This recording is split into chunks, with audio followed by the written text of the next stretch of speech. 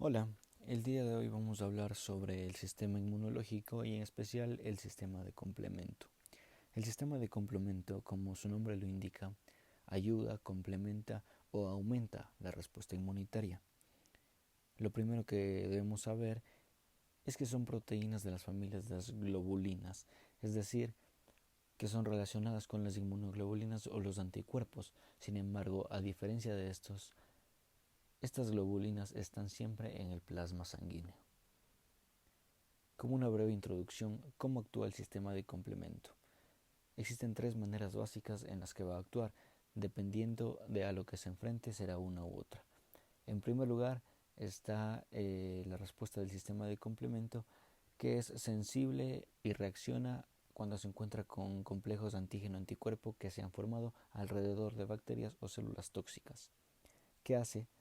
Lo que hace el sistema de complemento, como la proteína que es, produce la expresión de más proteínas que van a expresar más proteínas que a su vez seguirá una larga cascada bioquímica y al final acabarán haciendo proteínas que revienten las membranas de las células bacterianas, haciendo poros hasta que la membrana de la bacteria finalmente no resiste por tanta entrada de agua y explota. Esto pasaría contra una bacteria. El efecto del sistema de complemento con el microorganismo.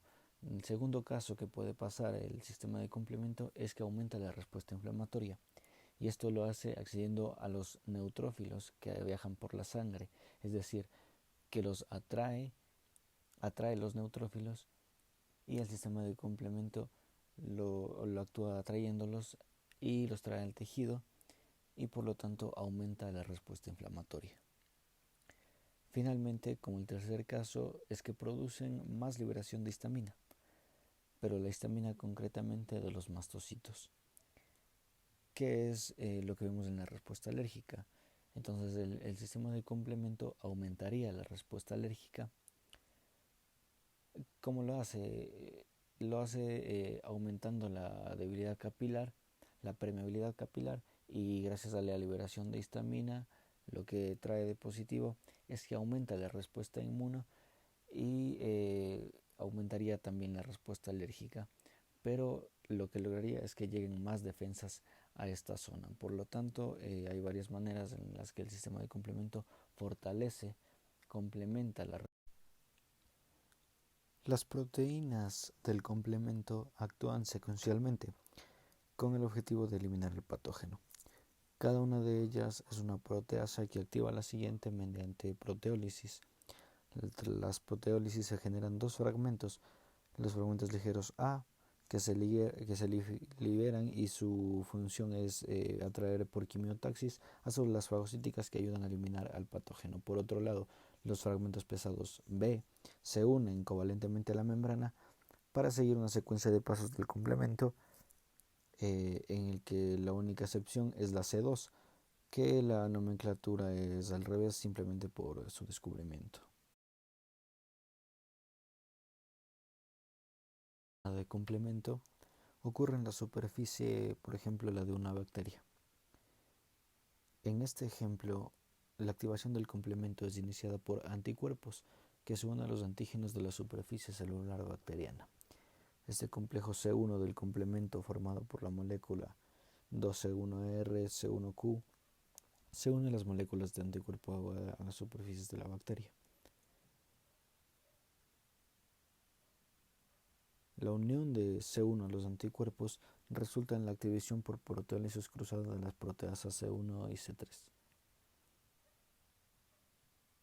La C1S inducida divide la proteína del complemento C4, liberando el C4A que actúa como una larga bocina. El fragmento grande, el C4B, contiene un enlace tioester lábil y se une de manera covalente a la superficie de la bacteria. En cambio, la proenzima C2 se une al segmento C4B y divide por la C14 activada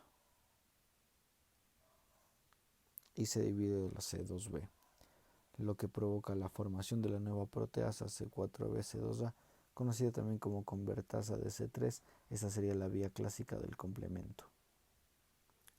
La enzima C4b-C2A se une a la C3 inhibiéndola para liberar la toxina peptídica C3A, y el segmento C3b contiene un sentido tioester lábil y se asocia para crear la proteasa C4b-C2A-C3b, que es una convertasa de C3-C5.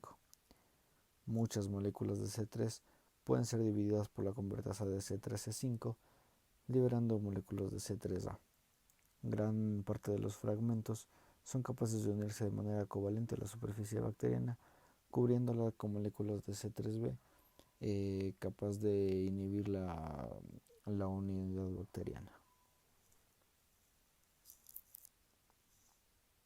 La convertasa C3b C5 divide el componente C5 y lo activa. De nuevo, un pequeño fragmento peptídico pequeño, el C5A, es una toxina que es el quimioatrayente más importante del sistema de complemento. El fragmento C5b actúa para iniciar el segmento de ataque de membrana, que son ya las partes finales de la cascada del complemento. En este momento se ensambla con C6 y C7 y no se asocian por completo a la membrana, y la C7 permite que se inserte en el complejo bacteriano.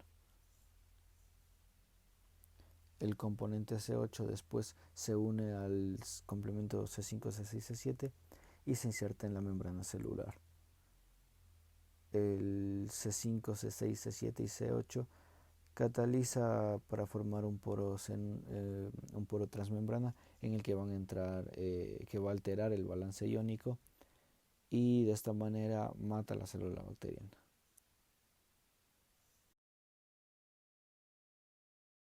El sistema del complemento puede ser dañino si es que no se controla.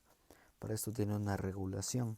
Este sistema tiene puntos de control en los que su selección se para si es que se detecta que está actuando una célula sana del organismo.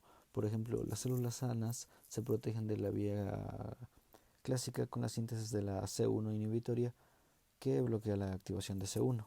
Si no se consigue parar el complemento en C1, entonces las células sanas también expresan una proteína ligadora de C4 que atrapa la C4b e impide la formación de la C3 convertasa normal.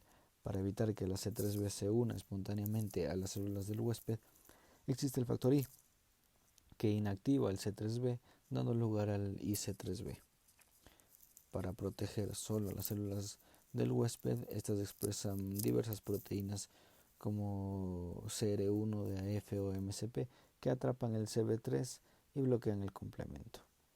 Finalmente, la formación del complejo de ataque a la membrana o MAC, que es un punto de control. Existe también la proteína S, que bloquea el inicio de la formación del complejo e impide la inserción a la membrana de C5b a C7. Además de la CD59, bloquea la formación del complejo de ataque a la membrana en el último paso, impidiendo la formación de C9 y la formación del poro. De este modo, existen tres consecuencias principales del complemento. La primera es el complejo de ataque a la membrana. Facilita el fluido extracelular por ósmosis, causando la lisis y muerte del patógeno o la célula afectada. La segunda es la opsonización, que significa marcaje, dado que los patógenos cubiertos de proteínas del complemento son fácilmente detectados por las células fagocitarias, lo que facilita su eliminación o fagocitosis. Finalmente, existe la recolección de patógenos, dado que los eritrocitos presentan receptores CR1, una molécula que une al C3b. Mientras está en circulación, estos eritrocitos arrastran a los patógenos cubiertos de C3b cuando pasan por el hígado o el vaso. Estos complejos son captados principalmente por los que presentan receptores de anticuerpos y de